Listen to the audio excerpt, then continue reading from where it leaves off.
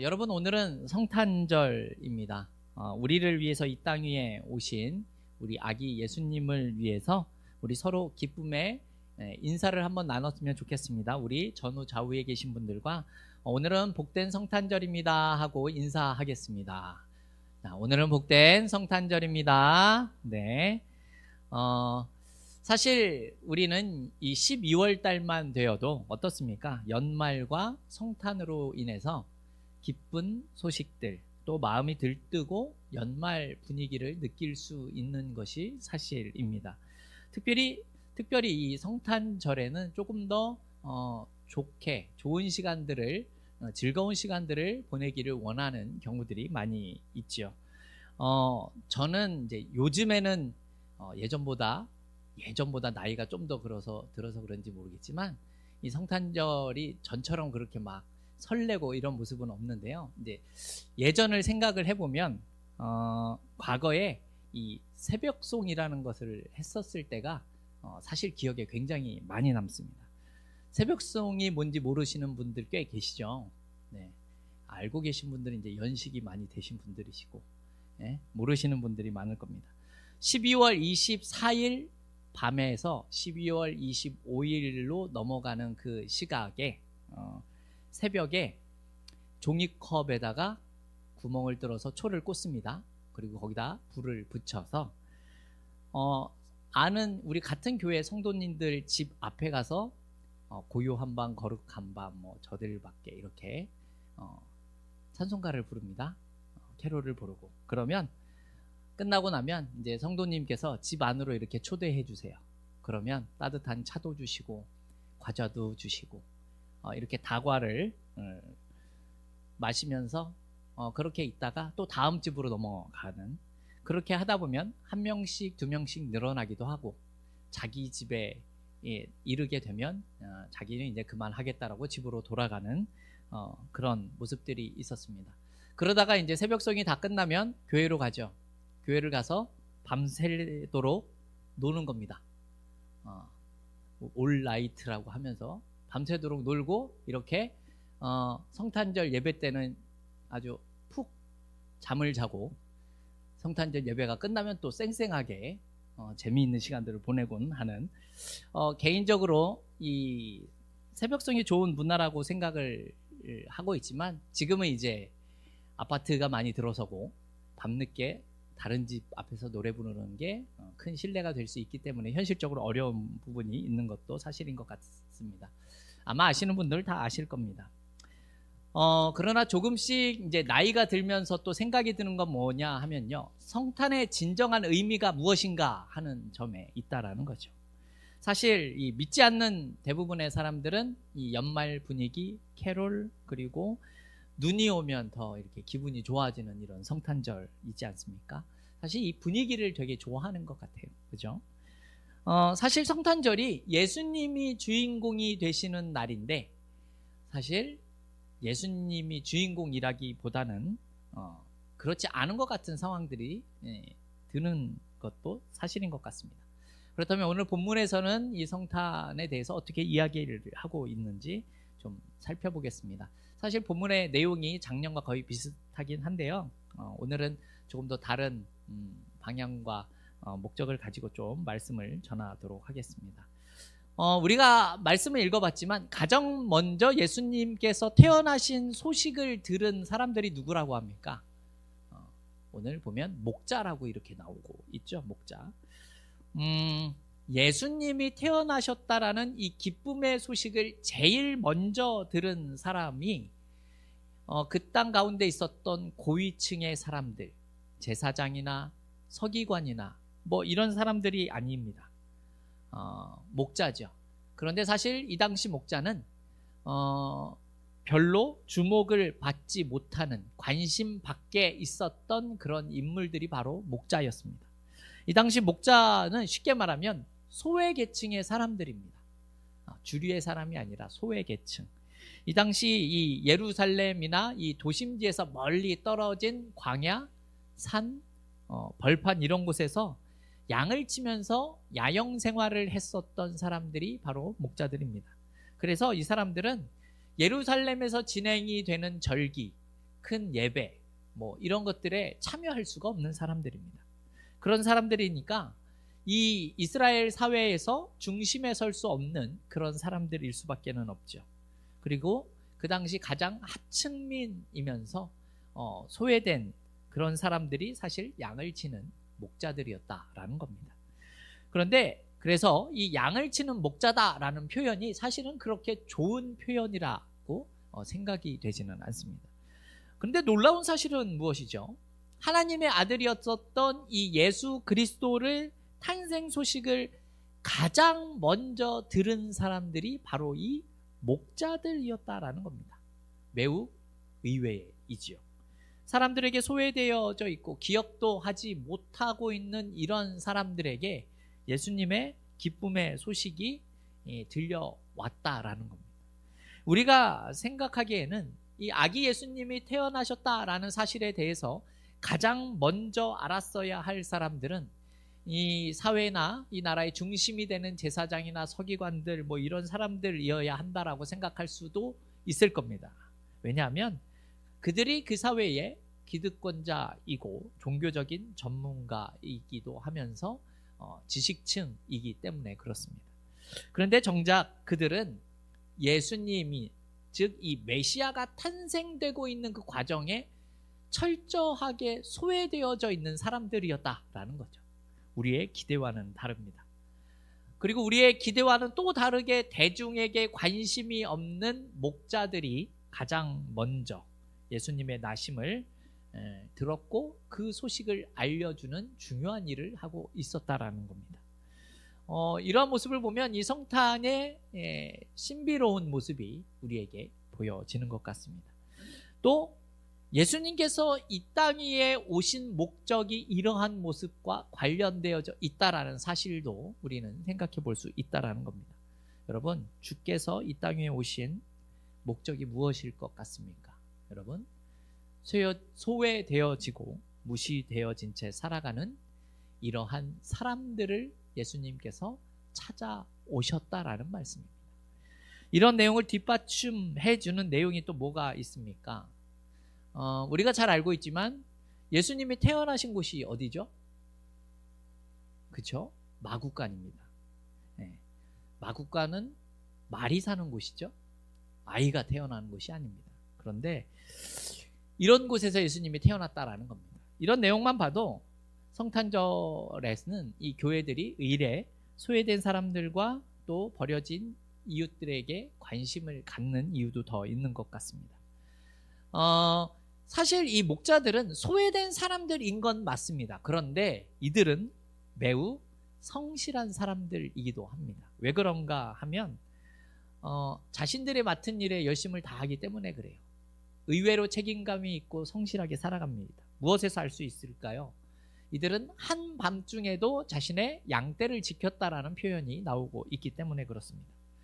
이 목자라는 직업이 어려운 게 무엇인가 하면요, 맹수들이 양을 잡아먹으러 다가올 때 여러분, 저 이제 잡아먹으러 갑니다 라고 얘기하고 있지 않습니까? 그런 일들은 없습니다. 그죠? 그리고 도적대들이나 먹고 살기 힘든 사람들이 이 양들을 훔쳐가려고 하면 조용히 몰래 와서 잡아가지 않겠습니까? 그러한 일들 때문에 밤에 쉽게 잠들 수 없는 사람들이 바로 목자들이었다라는 겁니다. 이러한 일들을 해내야 하는 사람들이었습니다. 그런데 이러한 때에 이들에게 천사가 나타나서 예수님의 탄생 소식을 전하라 라고 하는 겁니다. 그리고 예수님은 우리가 잘 알다시피 베들레헴 말구유에서 태어난 겁니다. 천군 천사를 만난 양치는 이 목자들이 이제 베들레헴으로 찾아가서 마구간에 있는 아기 예수님을 만납니다. 그리고 그들의 부모에게 자기에게 나타난 천사들의 말을 전하게 되지요. 그리고 그 부모들이 듣고 놀라는 내용이 우리가 오늘 읽어봤었던 20절에 나오는 내용입니다. 우리 20절 말씀 같이 한번 읽어볼까요? 앞에 나와 있습니다. 우리 20절 같이 읽겠습니다. 목자들은 자기들에게 이르던 바와 같이 듣고 본 그 모든 것으로 인하여 하나님께 영광을 돌리고 찬송하며 돌아가니라. 아멘. 이 말씀을 보게 되면 듣고 본 것이라는 내용이 나옵니다. 듣고 본 것. 그렇다면 이 표현이 뜻하는 바가 무엇일까요? 사실 이와 동일한 표현이 마태복음 11장에 나와 있는데요. 마태복음 11장에 나와 있는 내용이 어떠한 의미인지를 우리가 살펴보도록 하겠습니다. 마태복음 11장의 내용은 사실 세례 요한, 여러분 알고 있습니까? 세례 요한, 그가 옥에 갇혀 있을 때에 일어난 일입니다. 여기서 옥에 갇혀 있었지만 예수님께서 하신 일들을 들어서 알고 있는 상태입니다. 그래서 세례 요한이 자신들의 제자들을 불러서 예수님을 찾아가서 오실 분이 당신이 맞습니까? 라고 그런 묻는 장면입니다. 우리 마태복음 11장 4절과 5절 말씀 앞에 띄어져 있는데요. 우리 같이 한번 읽어보겠습니다. 4절과 마태복음 11장 4절과 5절입니다. 우리 앞에 나와 있습니다. 같이 읽겠습니다. 예수께서 대답하여 이르시되 너희가 가서 듣고 보는 것을 요한에게 알리되 맹인이 보며 못 걷는 사람이 걸으며 나병 환자가 깨끗함을 받으며 못 듣는 자가 들으며 죽은 자가 살아나며 가난한 자에게 복음이 전파된다 하라. 아멘. 이렇게 말씀하고 있죠. 옥에 갇힌 이 요한이 제자들을 예수님께 보내서 당신이 약속된 그 구세주가 맞습니까? 라고 물어봤더니 예수님께서 하시는 대답이 4절과 5절에 나온 대답이다라는 겁니다. 그러면서 예수님이 하신 말씀이 뭡니까? 너희가 가서 듣고 본 것을 요한에게 알려라 라는 내용입니다. 지금 예수님의 대답이 누가복음에 나와 있는 듣고 본 것을 말해라 라고 얘기한 것과 동일한 말을 하고 있다라는 겁니다. 우리가 읽어본 이 마태복음 11장 5절의 내용이 어떤 내용이 있습니까? 맹인이 보며 못 걷는 사람이 걸으며 나병 환자가 깨끗함을 입으며 못 듣는 자가 들으며 죽은 자가 다시 살아나며 가난한 자에게 복음이 전파된다라는 그 내용입니다. 이 내용을 옥에 갇힌 요한에게 전해라 라고 예수님이 말씀하신 겁니다. 지금 맹인과 못 걷는 사람, 병 들린 사람에게 어떠한 일이 일어나고 있다라는 겁니까? 놀라운 치유의 역사와 구원이 나타나고 있다라는 겁니다. 이 사실을 요한에게 전해라 라는 겁니다. 예수님이 행하시는 사역을 아주 간단하게 지금 표현한 말이 이 5절에 나온 말씀이죠. 이런 말씀을 드리는 이유가 무엇이겠습니까, 여러분? 예수님께서 행한 이런 사역들이 바로 예수님이 이 땅 위에 오셔서 행하셔야 했었던 일들이었다라는 겁니다. 그죠? 예수님이 행하시는 이런 일들에 대해서 사실 우리는 이것들을 매우 자연스럽게 받아들이죠. 뭐 예수님이 그렇게 하셨어. 그런데 우리는 잘 생각해 보면 이런 생각을 또 가질 수 있어요.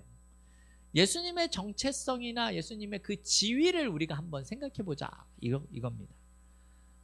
온 우주의 주권자가 되시는 그 분께서 꼭 이 땅 위에 오셔서 이렇게 행하셨어야만 했는가? 우리는 이런 생각도 할 수 있다라는 겁니다. 온 우주의 주인인 이분께서 사실 천사들을 전부 동원해서 이 땅 위에 있는 사람들에게 병을 고쳐줘라 이렇게 말씀 한마디만 하셔도 사실 가능할 수 있는 부분이었다라는 겁니다. 하늘에서 천사가 나와 예수님의 그 선포문을 막 이렇게 읽어주면서 너희들을 예수님께서 이렇게 하실 것이다 라고 하면서 이러한 일들을 능히 하실 수도 있는 분이셨다라는 거죠. 그런데 그렇게 하지 않았다라는 겁니다. 우리가 마태복음 11장 4절과 5절을 읽어봤는데 6절에서는 또 이런 말씀이 나옵니다. 우리 6절 말씀 좀 보여주시겠습니까? 6절 우리 같이 한번 읽어보겠습니다. 누구든지 나로 말미암아 실족하지 아니하는 자는 복이 있도다 하시니라. 아멘. 왜 갑자기 실족하지 않는 자가 복되다라고 말씀을 하시는 이유가 무엇입니까? 왜냐하면 많은 사람들이 예수님께서 구세주로 오셨기 때문에 대단한 힘과 능력을 드러내시는 분으로 생각하는 경우가 많기 때문에 그렇다라는 겁니다. 대단한 권력과 힘을 휘두르는 그런 모습이 없다고 하더라도 실족해서는 안 된다라는 의미로 하는 말씀입니다.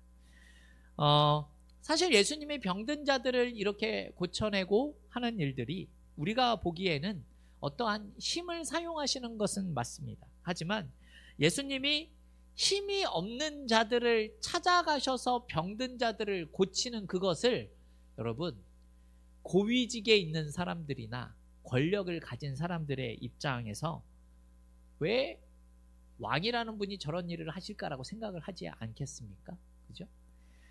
사실 이 고위직에 있는 사람들이나 이런 사람들은 예수님께서 병든 자를 고치는 것에 대해서 별로 감흥이 없는 사람들입니다. 자기한테 아무런 유익이 되지 않고 그러한 일들을 하는 게 큰 의미가 없는 일이기 때문에 그렇다라는 거죠. 이런 힘과 능력을 가지신 구세주이신 분이 권력을 가지고 자신의 사역을 시작하지 않는지에 대해서 우리가 생각을 해본다면 왜 꼭 이런 방법으로 하셔야만 했지라고 우리는 의문을 가질 수 있다는 것이죠. 그런데 더 이해하기 어려운 모습을 우리에게 보여주고 있다라는 사실입니다. 그것이 무엇입니까?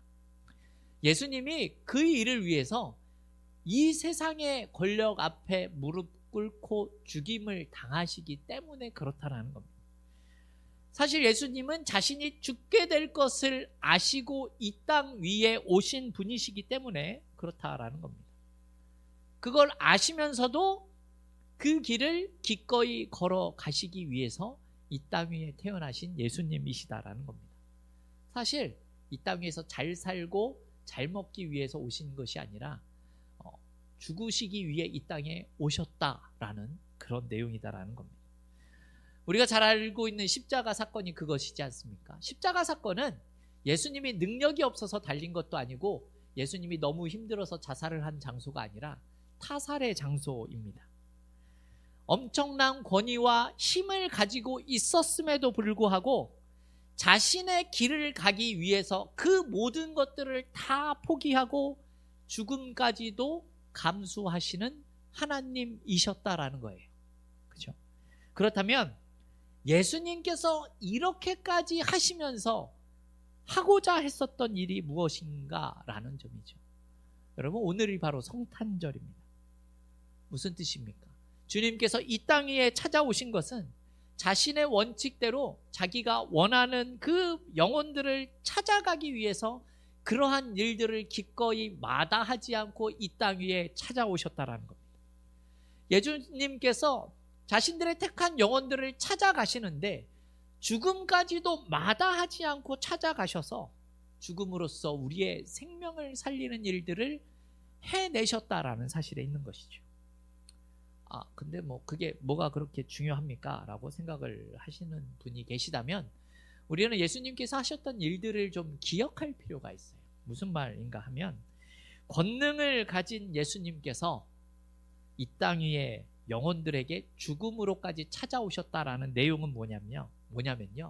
예수님은 자신이 가진 권능과 그 힘으로 생명을 살리는 일에 사용하셨다라는 점에 있다는 겁니다. 즉 예수를 믿는 것은 예수님이 가지신 이 생명과 진리에 우리가 참여하는 것이다 라는 내용을 우리가 알고 있어야 된다는 거예요. 그 힘은 정치적으로 사용되지 않았으며 자신을 위해 사용되지 않았다라는 겁니다. 여러분, 이렇다라는 내용은 우리 예수를 믿는 모든 사람들도 자신이 가진 힘과 능력과 이런 것들을 자신을 위해서 사용하는 것이 아니라 정치적으로 사용해서는 안 된다라는 것을 시사하는 내용이다라는 겁니다. 주님께서 우리를 위하여 육신을 입고 이 땅에 말구유에 오셨습니다. 그리고 죽음의 자리까지 오셨죠. 가난한 자를 위해서, 병든 자를 위해서, 죽은 자를 위해서 그들이 있는 자리를 찾아가셨다라는 겁니다. 여러분, 이 사실이 뜻하는 바가 무엇입니까? 그 예수님이 우리를 예수님이 찾아가셨던 그 자리로 보내고 계신다라는 사실을 우리가 기억하고 있어야 한다는 거예요.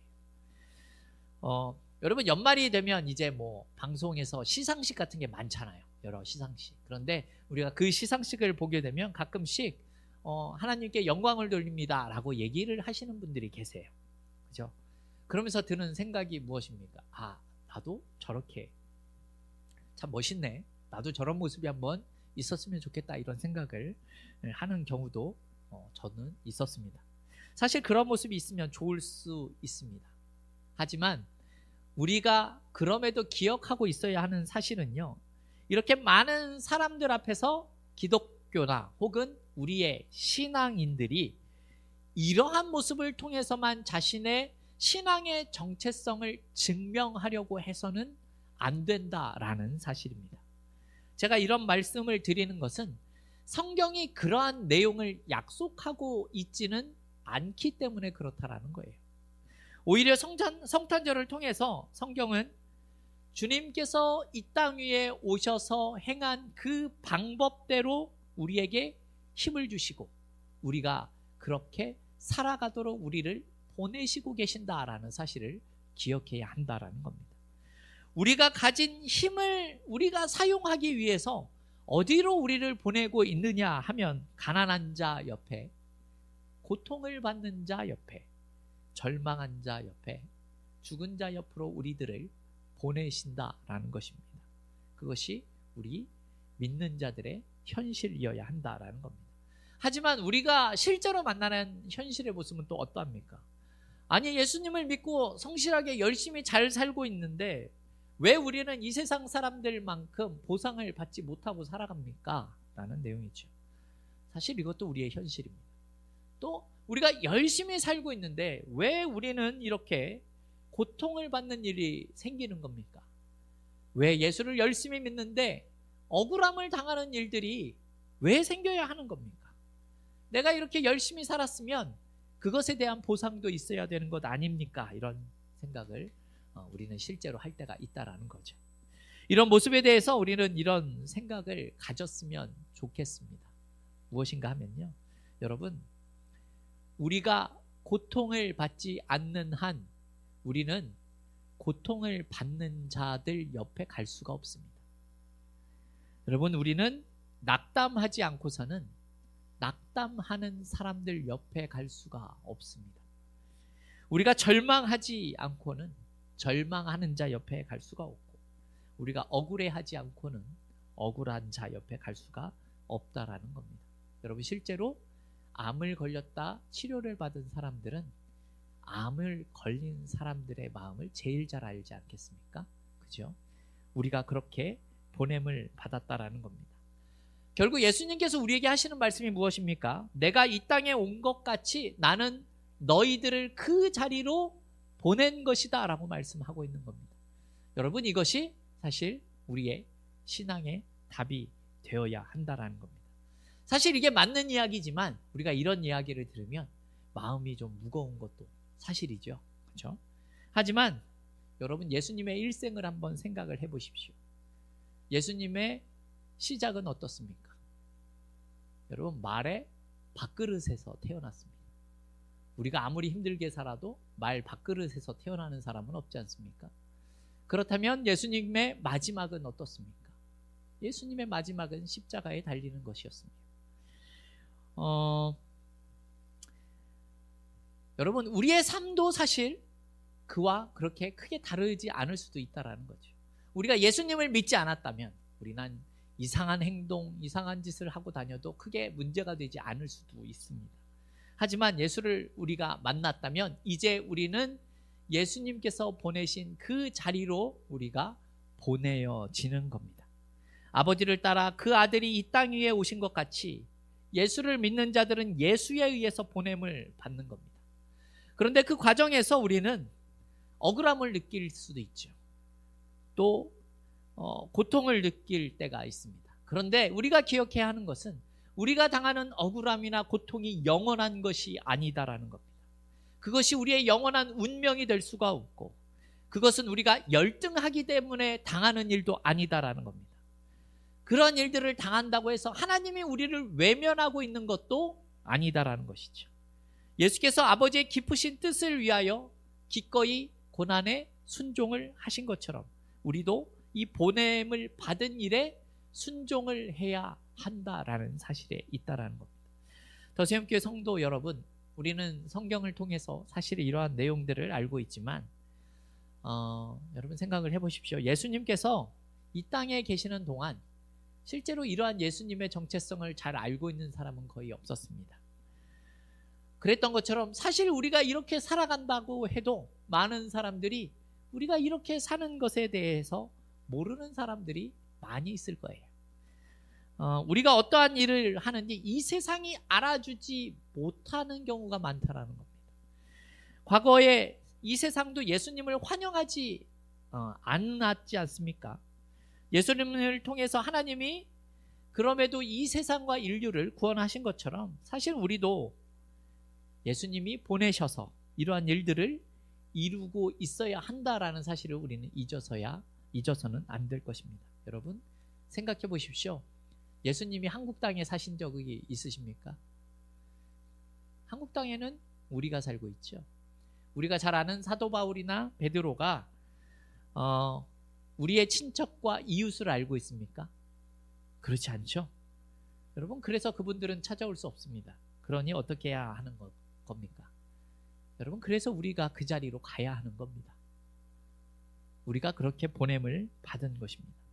더세움교회 성도 여러분, 우리는 오늘 성탄절을 맞아서 기쁨과 즐거움을 가지는 일은 매우 좋다라고 저는 생각합니다. 하지만 그것뿐만이 아니라 왜 예수님께서 이 땅 가운데 오셔야만 했는지, 그리고 어떠한 일을 우리에게 행하셨는지를 우리가 기억하셨으면 좋겠다라는 겁니다.